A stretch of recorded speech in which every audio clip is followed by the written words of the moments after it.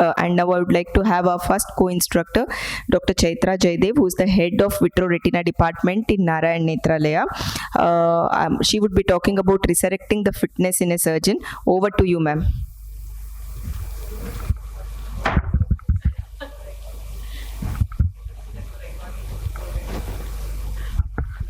Okay. So, good morning, Dr. Jyoti and Deepthi. Since we're just two of us in the audience, I might as well address the audience by name.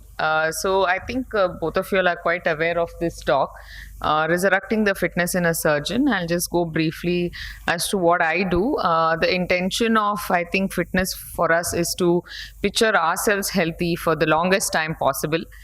Shaping up the plan on how to shape up and finding the finest hour to get fit. I think those should be our goals, not really just going by cliched things that early morning is best, evening is best. I think we should find our comfort zone to shape up ourselves, to keep ourselves healthy for a long term. So if that's the most important goal, because life is a one-time offer and we need to use it well.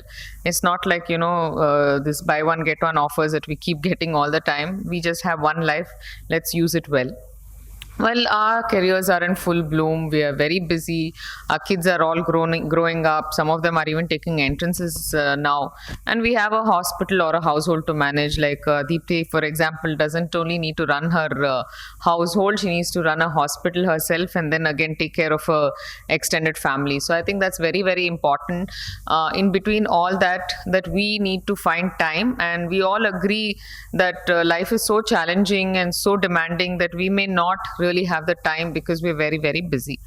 But just because we're busy, something has to be given up, whether it is exercise or not. I think it's a decision you need to take, because irrespective of all the other dynamics, exercise is something that works for you. It keeps you healthy, keeps you your quality of life very, very good. So you're left with either three choices. You play the martyr and pretend that you don't really need to exercise, which is really wrong. You can keep saying, I'm so busy taking care of the kids that I don't have time for myself. Figure that there's a tomorrow and you'll get around to exercising next week. Well, that never happens because it becomes next month and next year before you know it. Or trying to find ways to include the much needed exercise in your overscheduled life. I think that's what we need to really discuss today. Now, why shouldn't you give up? Because you can go through the rest of your days on earth without exercising, but you'll have a shorter lifespan with a poorer quality of life. So why compromise? And the quality of life is important for us because we are not just stay-at-home, mothers or fathers. We really need to keep moving, and that requires a lot of energy and enthusiasm. And unless you're up to it, you won't really be able to make it. And also you can turn back the hands of your clock. I think all of us do get these, compliments on and off saying that you don't seem to age. You look the same since I last saw you, and you're reverse aging. Your daughter looks like your sister. So why shouldn't, that's several of the reasons why we should not really be giving up.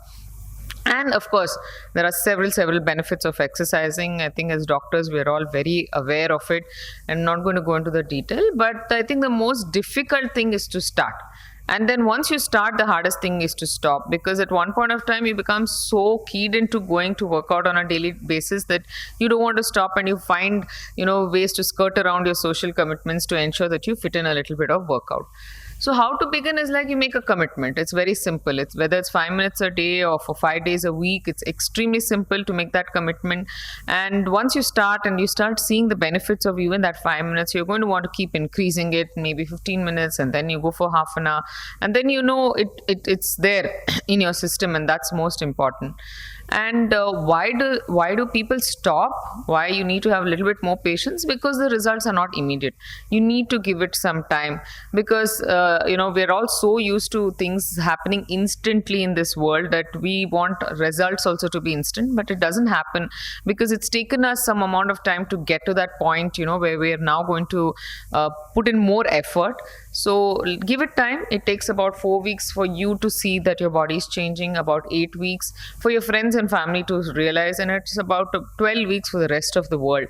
So you have to keep going to make sure you reach your goal, and making them realistic is very, very important. You can't have something so high funda that you can't manage it with your own physical limitations. So keep it short, And once you start reaching short-term goals, then you start extending to long-term goals. And then we do have a lot of years to catch up. It's not like, we just need to do it in the next 1 year or so. We don't have acute conditions that we need to reverse most often. So what are the short-term goals? It could be simple ones like walk for 30 minutes without stopping. That itself requires a lot of patience, if not fitness level. We tend to give up after 15-20 minutes. So find a walking partner, listen to music that you like. If you can't go outdoors and walk because it's either so hot or it is raining, then you find a place in your basement, on your terrace, wherever it works for you.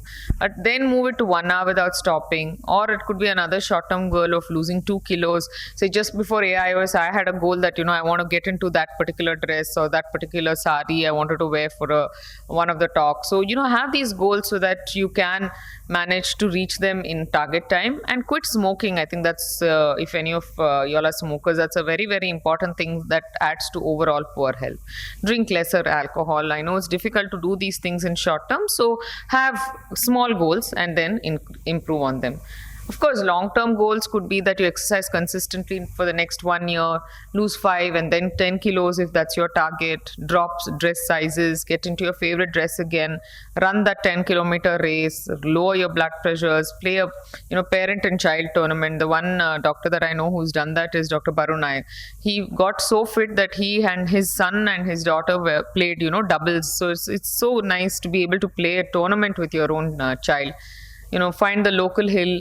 Maybe you'll reach halfway and then eventually after your fitness increases, go to the peak of that hill. And join an exercise group because that's what works for me. We tend to push each other. If I'm not in a mood, 2 other people will say, no, come on, we'll go. Even if it's not for a full hour, let's at least work out for half an hour. That's very important for you to get yourself motivated. Every beginning is hard.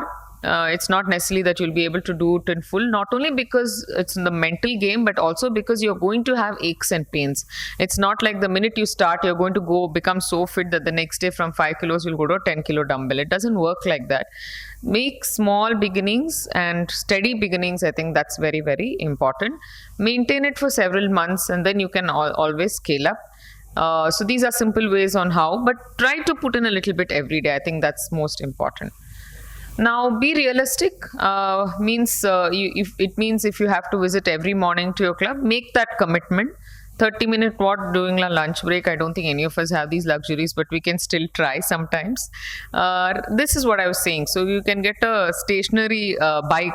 You can always try to do it a little bit after dinner. It doesn't have to be very aggressive, just a short ride. We'll burn off a few of the calories, stroll through the weekend in a park there. Or at least 4 times. That should be minimum, and then you can aim for 7 days a week if you can.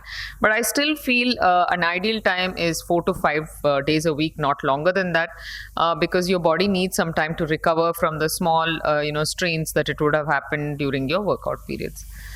And this is what research has shown, that at least 30 minutes a day is more than adequate to get yourself going.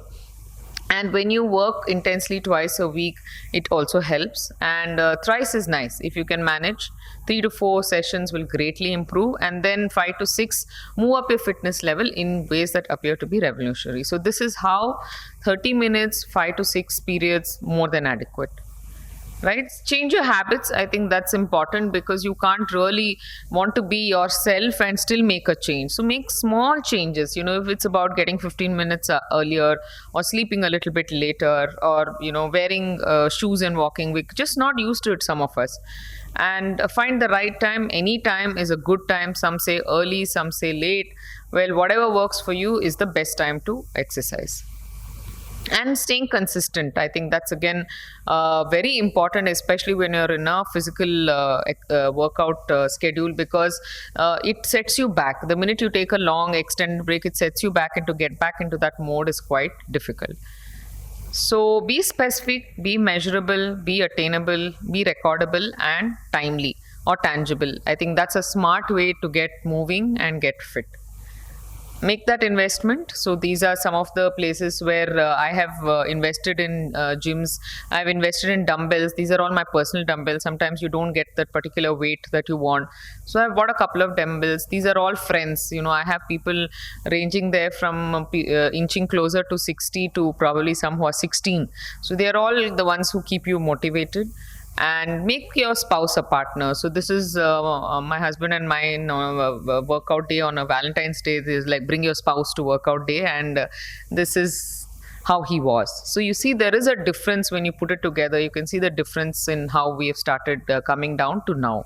So a gradual, consistent workout has reduced at least his weight by almost 15 kilos. So that really makes a difference.